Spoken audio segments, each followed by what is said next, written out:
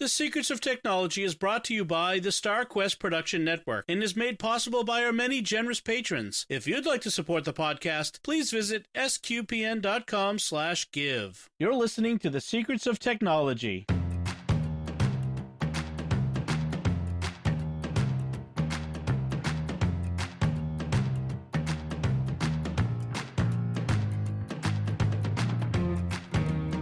Hi, I'm Don Bettinelli, and you're listening to The Secrets of Technology, where we discuss the technology news that's important to you from a uniquely Catholic point of view. And joining me today on the panel are Thomas Inhero. Hi, Thomas. Hi, Dom. How's it going? Good. And Father Michael Gossett. Hi, Father Michael. Hey, Dom. It's good to be back. I want to jump right into our first topic today. We're talking about, and Thomas, I know this one's near and dear to your heart. It's the end of Google+. It's the end. It's so sad. Last fall, Google announced that it would be closing Google+. And the announcement came as they also announced that they had a big data breach, big security breach related to that. And so they basically said, well, if it's broken, we're not going to bother fixing it. We're just going to shut it down sometime in the spring. And so that's coming. It's been the redheaded stepchild for a long time, apparently. Yeah. So you know, I think all of us have been on Google+. Were you on Google+, Father Michael? I had to look when I saw that this was our topic, but yes, at one point I was on Google+. Yeah. I mean, I was using it big early on. I connected it to various workplaces, my employers, set up Google Plus sites for them. I set up all my circles. I mean, it was, and I got into it. And then I just kind of faded away. They changed it a few times and it became less useful to me over time. But Thomas, you were big into Google Plus right up to now. What was it about Google Plus that was attractive to you? I really think that it was just the fact that it was an alternative to Facebook. I had been getting tired of all of the junk that was coming through on Facebook, and I jumped over to Google Plus, and I really just met a lot of great people. So it was mostly the people that were there and the people that I met along the way. And I think a lot of it too was Facebook was more of my people that I knew in real life kind of thing. And then Google Plus ended up being all the other people that I met online, and how interesting it was to have people who were friends that I never actually have met in person, even to this day. Yeah, I mean that's the key, isn't it? To any social network is, do you find a community of people who are that you want to connect with? That's the question. Is it and is the key to whether a social network works? Is, are there people there that you're connecting with that you want to talk to, be around with, and it's, at some point you have to say, does it matter if everybody is there, if at least the people I want to talk to are there? Right. Yeah, and that's kind of how I felt about it. I mean, I know you're talking with Father Corey on the other days of this podcast, and he's one of the guys that I met on Google Plus, and ended up meeting at one of the conferences that we were at. And yeah, it's about the people. That's the great thing about the social networking, is that it is about people. It's not about just the platform itself. Father Michael, I know you're on a bunch of different social networks, and you said you've been on Google Plus in the past. What is it you're looking for when you're in these social networks? Some people are there to talk to the people they know. Some people there are to sip from the great stream of consciousness of society that just pours through these networks. What is it that you're looking for, and what networks do you kind of prefer with that? Yeah, I mean, I got on Facebook right when it became available out of college, and then Twitter and Instagram as they've come up since then. But kind of just like Thomas said, there's that mix. What's the balance between it being a place where you share things with people you already know that you see in real life, family and friends and classmates and stuff like that, versus like the beauty of the internet that you're going to interact with people from all over that you've never met in person is an amazing thing. And I would think you guys, you can tell me what you think. Facebook is worse now that every single person in the world is on it. And it was it was a great place. I enjoyed it a lot in my early days with it, that it was kind of a mix of people you knew, but it was limited. And Twitter was, I think, really beautiful. I still really enjoy Twitter, but just the idea that it was this big pool, like you said, a pool of people, a constant stream. And like you said, Thomas, I've made friends there. There's a priest from Louisiana who we've never met in person. He recognized me at the March for Life because of Twitter and all those thousands of people. And that's the beauty of social media. But I feel like all of them have sort of become, they're too much. It's easy to get lost in, and there's just so much sort of advertising and propaganda that it's not the beautiful thing that we all kind of fell in love with. Yeah, for me, I was gonna say, for me, it was, I don't find Facebook to have become, here comes everybody as much, because I have to friend people to see their stuff, and I'm not super selective, like, because I know some people, they only friend people they know in real life. I mean, I'll friend people, but I check their profile out and I look at what they're writing, and if if I don't like what I see, I don't accept the friend request, and I don't feel bad about it. It's because my time and attention is a currency, and I'm only willing to pay out to so many people. And for me, Twitter is the one that's disappointing to me, because that really does feel like everybody, because it is like anybody can see your stuff and will comment on it, and because they can comment anonymously, I know people can be anonymous, like on Facebook. It tends to devalue the conversation. And I know we're talking about Google Plus, so to steer it back around there, Google Plus always felt like a smaller pool to me, like a closer knit community of the people literally in your circles. That's and the circles was, I think, in some ways, both Google Plus is pro and its con. It was kind of hard to get your mind around, so to speak. Sorry, no pun intended. Go with the circles theme there. Yeah, exactly. It was kind of hard to get your mind around the idea of what do I mean by these circles, and eventually, for me, they just kind of became the way I grouped friends, and then eventually just I only followed the big circle of everybody, and that was that. But what do you? I mean, so when it comes down to it, for me, part of it was how much I got to remember to go to the places that they don't come to me, and I just couldn't remember to keep going back to Google Plus. My wife's on Facebook, and even Twitter is hard for me to get to these days. Was there ever a Google Plus app for iOS and Android? There was. Yeah. Yep. Okay. It wasn't very good. Okay. It wasn't very good, but it was there.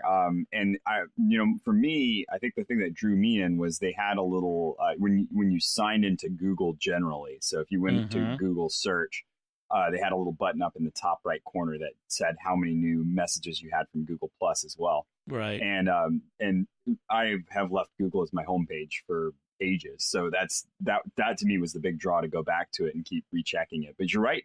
If you don't have the little notification bar, it will just fall off. I think I'm signed up for 2 or 3 others that I get emails from every once in a while that someone's commented on a post that I made 3 or 4 years ago. And I'm like, oh, okay, really? I forgot about that. Well, and that's the thing is, I mean, I have tried so many social networks. Do you guys remember Plurk? Oh my gosh. I had heard of it. Yeah. I missed that one. Plurk was so quirky, so weird. It was unlike anything that exists today. In some ways, that's kind of cool, nice that it was there. In fact, some of the people I'm friends with now on other social networks, I first friended there on Plurk. But, Plurk, Ello, what was it? App.net was that one? And now, Mastodon, and now MeWe, and you have all these, and not to mention the Catholic ones, which just always, they never seem to be as good. They seem, you know what I mean? They just, and there was never anybody there, so there was never any reason to stay around, And sounds like the Catholic internet, Dom. Yes. Right. Well, I mean, and that's the thing is, the Catholic internet, we don't need a Catholic ghetto because there are Catholics on all these social networks. but Yeah. but I feel like every time another one of these guys comes around, they try real hard and people get excited about them, but in the end, we're back to Facebook, Twitter, and Instagram. Yeah. Will we? What do you think? Will we ever have something more than Facebook, Twitter, and Instagram? I mean, Facebook has treated its users terribly. Twitter has treated its users terribly, but that's where we still go Yeah. because no one's come up with something better. Do you think we're ever going to get to something better? I'd like to think MeWe's getting there. It's one of the main pushes that they have is that your data is yours. And so they're very upfront about any advertising that they're doing or anything that they are trying to push for on the platform itself. And their concept is based around that kind of people moving away from Facebook, people Right. moving away now from Google Plus. And they even developed an app to take all of your Google Plus data and transfer it over to MeWe. So if, Oh, wow. if you're a person that was there, you can get it really easily, all your contacts and everything, and just pull them straight across. Yeah, I guess one of the big problems is, people like you, like us, who listen to tech podcasts or make tech podcasts, we're willing to do these things, but my 82-year-old mom isn't going to switch from Facebook. I mean, that's 90%. Yeah. And sometimes, I don't mean this about my mom, but I think about everybody else. Sometimes that's a feature, not a bug. Like if 90% of the people who are using these social networks don't come over, maybe that's okay. It's nice to have a little quiet little corner. Although there is talk about the danger of setting up echo chambers of just the people who think and talk like us. So there is some danger in that, and I don't want to fall on that. But it seems so hard now. I mean, we've become so entrenched in these networks. Like MySpace was the thing for a while, but then eventually went away. And you think, oh, well, maybe the same thing could happen to Facebook. But unless it's something, I feel like my opinion is unless something external, like a government regulation or something like that, or a major criminal thing happens that shuts them down from outside, I don't see Facebook being supplanted by somebody. And Twitter, I mean, unless Twitter goes under financially, they're always seem to be struggling a little bit. I don't think I see anything replacing Twitter. I mean, they have become part of the communication lexicon of our society. I think the only way I see that it would shift is because like kids aren't on Facebook. Right. They may have like teenagers, the high schoolers where I'm the chaplain. They may have a Facebook page, but it's not something they really use. That's what their parents use. Right. And so I could see that shift come, and it may take years where it sort of ages away, just like MySpace, that once the people kind of went off into the next thing, it just kind of died. And you look at things like LiveJournal and stuff like that. That Right. once that age group moved on, it was kind of dead. And I could see that with Facebook. They will probably desperately try to come up with something and they've done it with Instagram that hooks a younger demographic, but Right. Kids just aren't into Facebook, and that may be our deliverance at some point. Well, and I think I think it's a good thing too to have that because it makes and the kids end up having to defend themselves. They say, "Mom and Dad, I don't want to get on Facebook because they're not secure. They don't and so they have to come up with a reason, and the reason can't just be it's not cool, that and Right. so. But it's really interesting to see what they are flocking to. Things like Instagram, which Facebook was very smart in having bought because they realized that was where the demographic was going. And then things like Snapchat too, where there's this feeling of kind of like that temporal movement of information. I send a piece of information, it's there for a limited time, and then it disappears. And that feeling that they have in that kind of moment is really interesting because, like I said, there's some of these other sites that I have not posted anything. I haven't even logged on for years. Right. And I'm still getting comments from. Right. Yeah, we've told the younger generation so often, nothing ever dies on the internet. Everything, whatever you post will live forever. And so they sought out a network where the feature is it doesn't live forever. It lasts for 24 hours. But I hate to tell you, kids, it even though they tell you it's gone, it's not. It's still on a server somewhere. It still lives forever. Yeah. So, Well, and I think we also use so many of them too. We've all yeah, gotten to the point where, the ones we go back to are those central ones where we know everybody is, but we still branch out and go to other marketplaces as well. Facebook is right. where we know everybody is, but then we'll go out, go to MeWe and go to Snapchat or to Instagram, and we'll find the one that fits our kind of flavor Yep. and go to it as well. The trick is getting enough of your social network, personal social network, to go there too in order to continue connecting with people, unless you're the type of person who's going to find new people to connect with as Right. well. That's Mm-hmm. the big thing.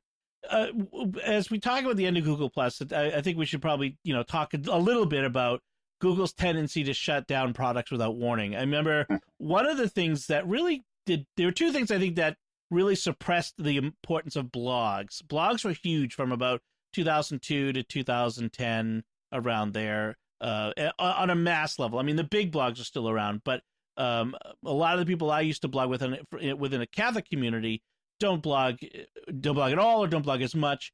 And I think two things did that. One was the rise of social media, which gave an outlet that people were using blogs for. But two was the loss of Google Reader, which made it easy for people who followed blogs to continue to follow along. And now RSS readers are still there, and you have Feedly, and you have other ones. But Google Reader was the one. And then but they shut that down without warning. Or they would. Well, that's not fair. They shut it down with a little warning, but they kind of Right. just shut it down. Google Wave, which was supposed to be the big thing, and sort of became Google Docs. But that Mhm. was a huge thing for a while. But Google has gotten this reputation as a company that creates products, gets people to love them and use them, and then shuts them down. Are we foolish to depend on Google's products anymore? Should should we kind of take an attitude of, if I'm not paying for it out of my pocket, I should assume it's going away? I'll be honest with you. I tell people to stray away from Google products, generally speaking, if they're going to rely on them for anything. So, a really big push in education right now is to have like classroom devices that are all interconnected. Right. And Google is huge in that space, with between Docs and then Google Classroom and all of these things they have. I recommend people leave them because, it seems like they are almost that child that picks up a toy, gets really excited about it, shares it with everyone, and then just tosses it aside and walks on to the next thing. Right. Right. How about you, Yeah, Father? it is it's scary because I mean, between Apple and Google, for me, I rely on them for so much of the data. And my pick the first time I was on this podcast was Google Photos. Everything's in there. Every Right. single picture I've Right. ever digitally taken is in that. And if that just went away one day, is that I like the phrase they use, they sunset it. Uh, Yeah. implies something beautiful and majestic. Like, no, all your stuff is gone. Um, Right. it, and it is sort of a like a deal with the devil that we make in a lot of ways with these services. If you're not using multiple ones to back things up and to not be totally invested in any one thing, it's probably the smartest thing to do. I'd love to have a conversation someday about how, but Catholic nonprofits and parishes and dioceses, the considerations we should take when getting involved with free to nonprofit, especially tech products. I've dealt with that over the years, and even run into some cases where you're oh yeah, we give our product free to nonprofits. Oh, but you're a religious group? No. In cases like that. So there's an interesting conversation along those lines at some point that I'd love to revisit. But let's move on to our second segment, our second topic, which is having to do with the consolidation. Well, it's actually somewhat similar. The consolidation of consumer tech into the hands of a couple of companies, a handful of companies. It was announced, Amazon announced last week that it was buying Eero, which is the new big popular consumer mesh networking company. Before that, they bought Ring, the internet-connected doorbell and security company. They also bought Whole Foods, which is not a tech company per se, but that's just another part of that. A few years ago, Google bought Nest, and then they bought Dropcam, and all of these were products that were in general use, lots of customers. They were innovative. People loved them. They were small, scrappy startups.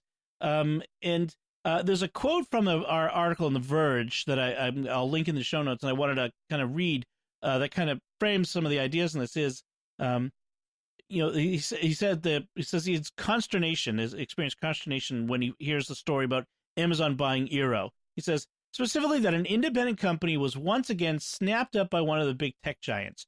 We all feel trapped or maybe captured by the various ecosystems we live in. I think he means Apple, Amazon, Google, that sort of stuff. We all use excellent products every day made by behemoth companies, but increasingly only made by those companies. iPhone or Android, Chrome or Safari, Surface or Mac, Windows or Chrome OS, or even Facebook and Twitter, as we were just talking about, all in one way or another come from one of the big guys. Eero was different. It was a tiny little company that made a great little product, something simple, elegant, reliable. Would it have been too much to ask that it stay independent? So consolidation, how do you feel about this? How do you what should folks be thinking about? Should they trust their Eeros, their rings? Should we worried that Amazon owns these things? What do you guys think? Thomas, maybe you can go first. Yeah. No, if you've ever met an entrepreneur that starts these companies, you know that they definitely are not in it for the long haul or in it for the. They're in it for the excitement. They want the excitement of starting the thing up, and I think there's a way to look at that nefariously and say, well, they're just in it for the money, but that's not what these guys are. A lot of them don't even really care about the money, and you can give them the $1 million that's going to go for that startup, and they're still going to go out and do more startups because that's what they like, is that excitement of something new, innovative, and on the edge. And then once that thing's not new, innovative, and on the edge anymore, they're going to move on to something else. There's also an element where these companies, when you look at a company that is bleeding money, it's taking venture capital in and just spending it with no profit in sight. Those venture capitalists are not just giving their money away. The idea, and they're not going to turn into a giant profitable company overnight.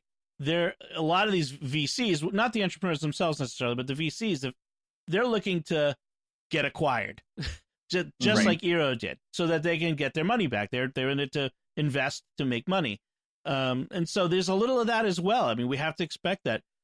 Father Michael, what do you think? Is this something the average consumer needs to worry about when we, should we look at these products, and should someone think about, if they're a little wary of Amazon, should they not buy an Eero or Ring, or should they only look for independence? What do you think?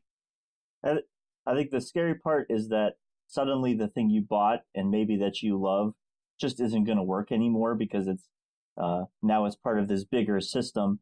The thing that jumped to mind when I read this was workflows going into shortcuts in iOS. The new iOS. I never use workflows, but I've played around with shortcuts, and so I guess it can be done well.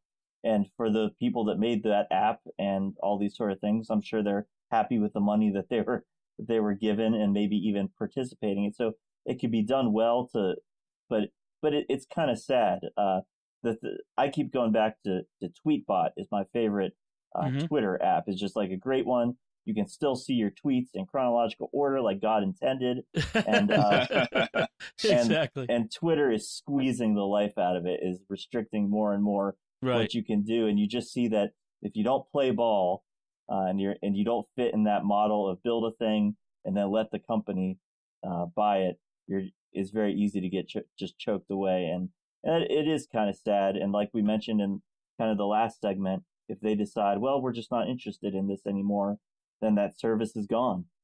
That's actually, Twitter's a good example because what the first great Twitter app was an app called Tweety by Lauren Brichter. In fact, it was so good, and it was early on the iPhone that he invented some of the things we take for granted on the iPhone, like pull down to refresh was a UI that he invented. So it was a great app. Twitter acquired it and then ruined it. It's like a terrible app now. You see that, and that's what people I think worry about is, like I had a Ring doorbell when it was still Ring, and I was like, I can't wait till they finally get around to making it integrate with HomeKit, Apple HomeKit, so that I can integrate it with my HomeKit stuff. And they kept saying, "Oh, it's coming. Oh, we're working on. Oh, it's coming."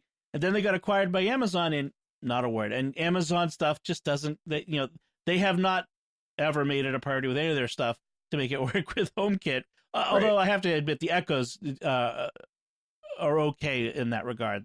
But and they've been getting better. But it's just this thing where you kind of you feel a little betrayed by by this product that you invested not just money but also time in, and when you make it part of your house, it's your home. I have Nest thermostat, and I have Nest Protect smoke detectors. I don't do cameras inside the house. That's my line that I draw. But I have the Ring doorbell and the Ring cameras outside. I still actually have an Apple Airport. So I've looked at mesh systems, but I'm not in the market for one yet. But as these things kind of all end up in house at these big companies, the FANG, as they say, Facebook, Apple, Amazon, Netflix, and Google, the big five, as they consolidate more, it makes me worry that too much is in too few hands. I feel like you could. I'm sorry. Go ahead. No, I think the big worry too is the fact that with digital, you have to update. You can't say, "Well, I have this favorite thing that I'm going to keep," because I have an example. I thought immediately of an example that I have of real life this kind of thing happening.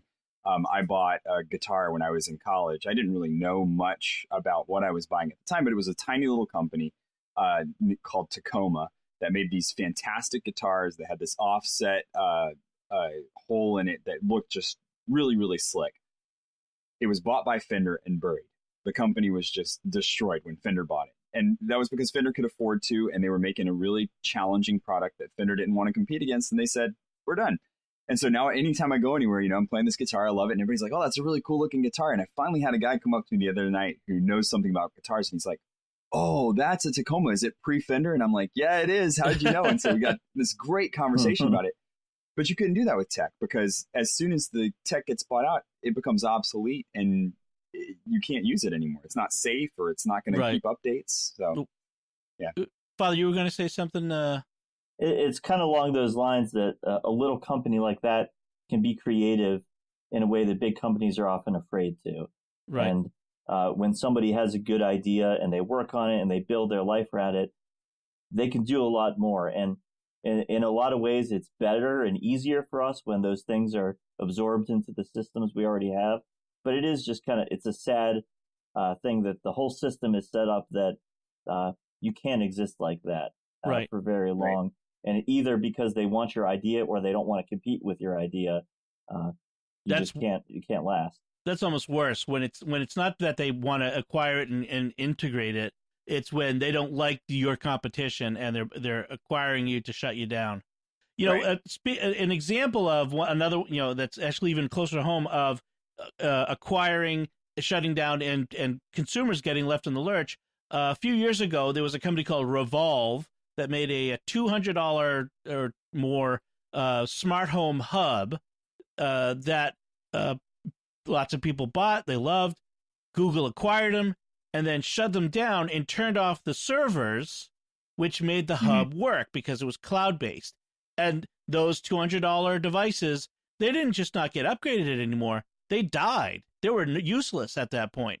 Right. That's and that's the sort of thing that I think people are afraid of.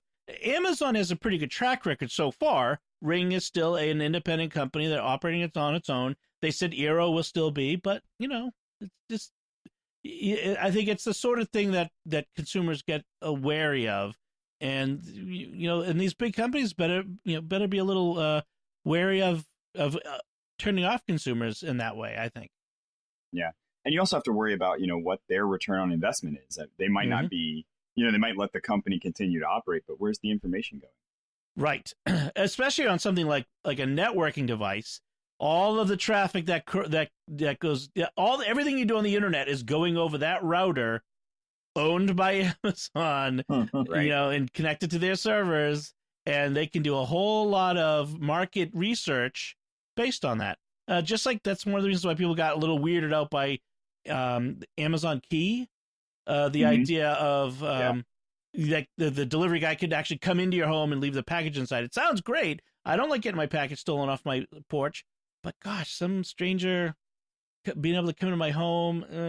On the other hand, I have a device sitting 3 feet from me that can listen to every word I say. I was going to say, you said you have an Echo, right? Yes. So strangers already there. Yeah. I mean, obviously, I've made my peace with this idea, and I'm not worried about it. But some people might be, and maybe they need to be, take that into consideration. And everyone's going to make that decision for themselves. That's a big thing.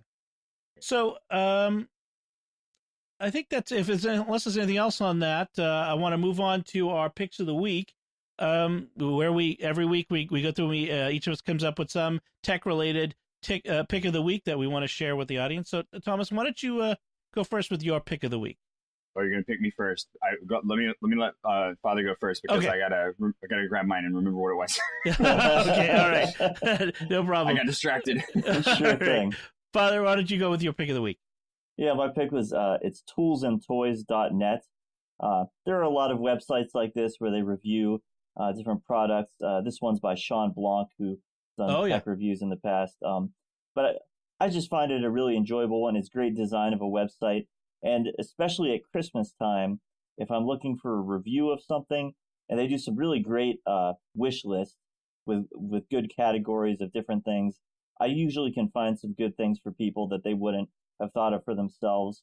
And he has a good mix. It's not just tech things. He'll have books and movies. He'll have websites, random little outdoor stuff. He'll do a little segment on here's like camping sort of products that could be interesting, and features small companies. And I really enjoy that. So toolsandtoys.net is a good place to go. Oh, that's cool. Yeah. Sean Blanc, I've enjoyed his other sites that he's done as well. That's pretty cool.